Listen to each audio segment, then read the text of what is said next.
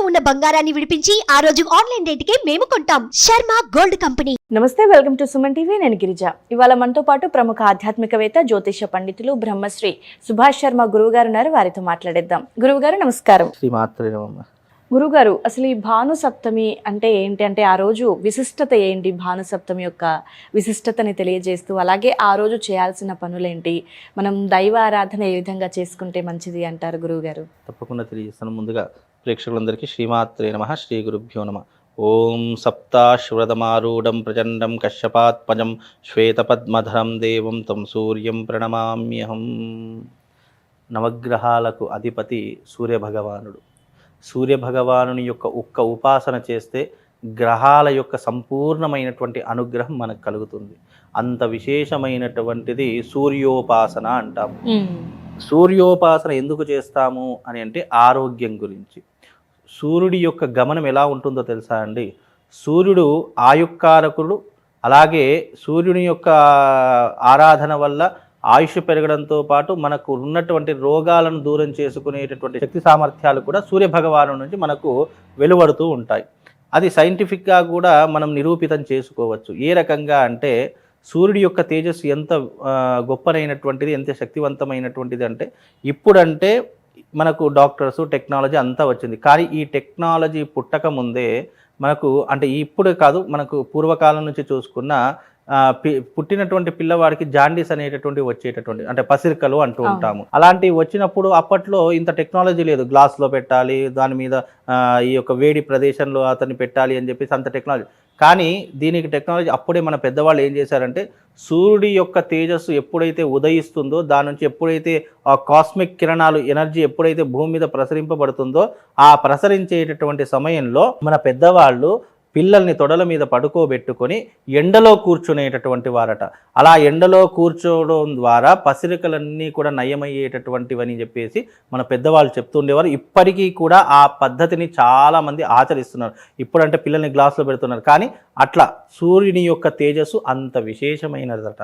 అలాగే భాస్కరుడు ఆరోగ్యకారకుడు అని చెప్పడం జరిగింది. కనుక ఆరోగ్యకారకం అంటే ఇక్కడ ఏంటి? సూర్యుని యొక్క అర్ఘ్యం వదలడము, సూర్యుని ఉపాసించడము.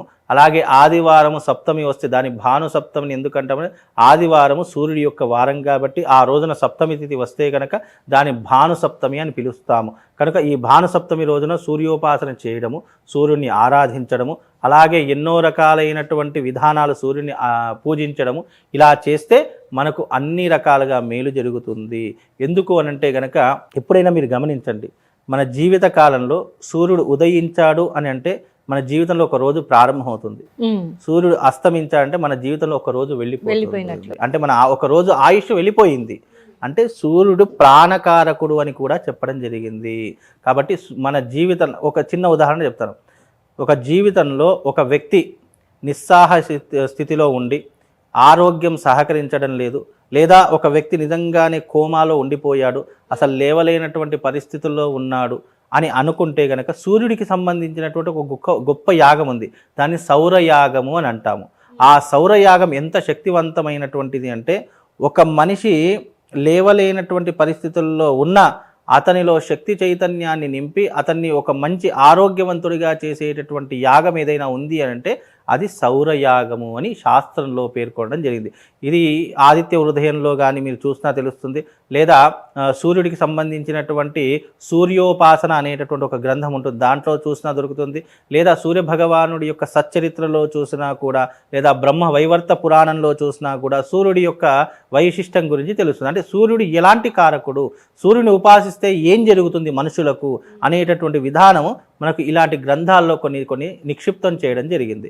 అయితే అలా సూర్యుడు చాలా శక్తివంతుడు. సూర్యుడు లేకపోతే సృష్టికి గమనం లేదు, సృష్టికి ఆధారం లేదు. సూర్యుడు లేకపోతే అసలు ప్రాణశక్తి అనేటటువంటిదే లేదు. సూర్యుడు ఉదయిస్తేనే ఒక పువ్వు పూస్తుంది, సూర్యుడు ఉదయిస్తేనే ఒక చెట్టు చిగురు కూస్తుంది, ఒక సూర్యుడు ఉదయిస్తేనే ప్రాణశక్తి అనేటటువంటిది మేలుకొంటుంది. ఇప్పుడు రాత్రంతా మనం పడుకుంటాము, ఎప్పుడైతే సూర్యుడు ఉదయించడం ప్రారంభమవుతుందో అప్పుడు ఆటోమేటిక్గా ఒక్కసారి మెలుకొని మళ్ళీ పడుకునేటటువంటి స్థితి ప్రతి ఒక్క మనిషిలో ఉంటుంది. అది ఒక ఎప్పుడైనా గమనించండి. సూర్యుడు వస్తున్నాడు అంటే కనీసం అలా ఇలా కదిలో మళ్ళీ పడుకుంటాము, అది మనకి ఎవ్వరికి అర్థం కాదు. అంటే ఆ సూర్యశక్తి, సూర్యుని యొక్క శక్తి తేజస్సు మనలో చైతన్యాన్ని మేలుకొల్పింది అని అంటాము.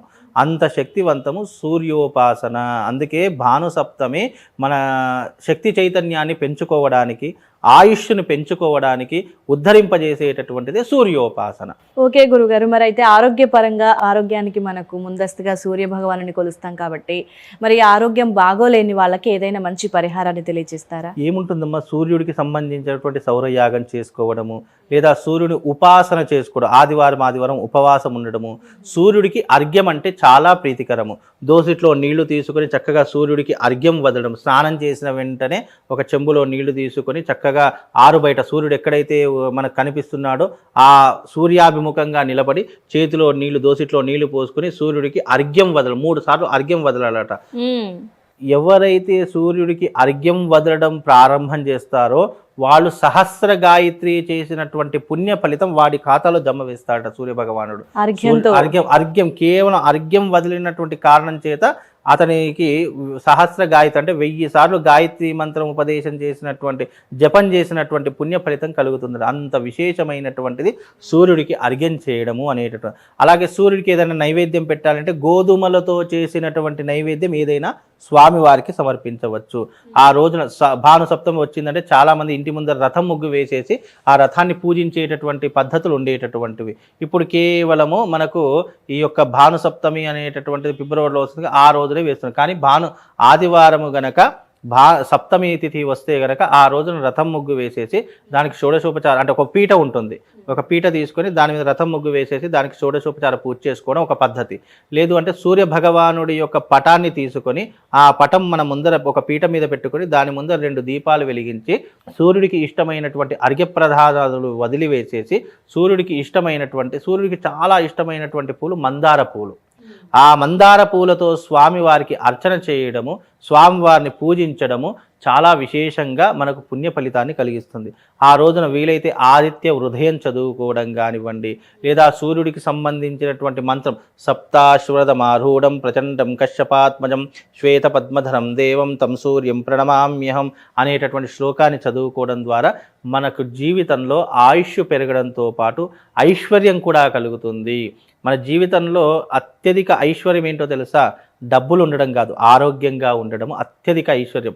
1000 కోట్లున్న ఆరోగ్యాన్ని కొనుక్కోలేము. ప్రెసెంట్ జనరేషన్ లో, ప్రెసెంట్ ఉన్న వాళ్ళలో అనారోగ్యం పాలయ్యే వాళ్ళు ఎక్కువ గురువు గారు. ఆరోగ్యం చాలా తక్కువ. కోటీశ్వరుడికైనా సరే ఆరోగ్య సమస్యలు ఉంటాయి. కానీ ఇవన్నీ కూడా దీని నుంచి బయటపడాలంటే సూర్యోపాసన ఉత్తమమైనటువంటి మార్గం. ఒక కోమాలో ఉన్నటువంటి వ్యక్తి, ఒక బెడ్ మీద లేవలేనటువంటి స్థితిలో ఉన్నటువంటి వ్యక్తి, డాక్టర్లు అందరూ చేతులు ఎత్తేసాము ఇక మాతో కాదు మీరు ఇంటికి తీసుకొని వెళ్ళండి అన్నటువంటి సందర్భాల్లో కూడా సౌరయాగం చేసి ఆ వ్యక్తిలో ప్రాణాన్ని నింపినటువంటి దాఖలాలు కూడా మన చరిత్రలో ఉన్నాయి.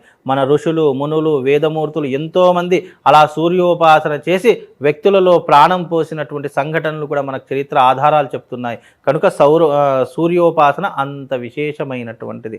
కనుక మీ జీవితంలో ఆరోగ్య సమస్యలు ఉన్నటువంటి వారు కానివ్వండి, లేదా ఏదైనా తీవ్రమైనటువంటి వ్యాధులతో బాధపడుతున్నటువంటి వారు, లేదా మల్టిపుల్ డిజార్డర్ పర్సన్స్ చాలామంది ఉంటారు, అలాంటి వారు ఎవరైనా ఉంటే సూర్యోపాసన చేయండి. చక్కగా అర్ఘ్యం వదలండి. స్వామివారికి గోధుమలతో చేసినటువంటి నైవేద్యం పెట్టండి. గోధుమ పిండితో చేసినటువంటి రొట్టెలు పెట్టినా స్వామివారు సంతోషిస్తాడు, గోధుమ పాయసం పెట్టినా స్వామివారు సంతోషిస్తాడు. కాబట్టి ఈ రకంగా సూర్యోపాసన చేసుకోవడం ద్వారా వాళ్ళకు శుభము అలాగే లాభం కూడా కలుగుతుందమ్మా. చాలా చక్కటి విశ్లేషణ గురువుగారు. భానుసప్తమి అంటే ఏంటి అనేది, అలాగే ఎస్పెషల్గా ఆరోగ్య సమస్యలతో, అనారోగ్య సమస్యలతో బాధపడే వారి కోసం ఆరోగ్య ప్రసాదాన్ని అందించే సూర్య భగవానుడి ఆరాధన గురించి చాలా చక్కగా తెలియజేశారు గురువుగారు. ధన్యవాదాలు.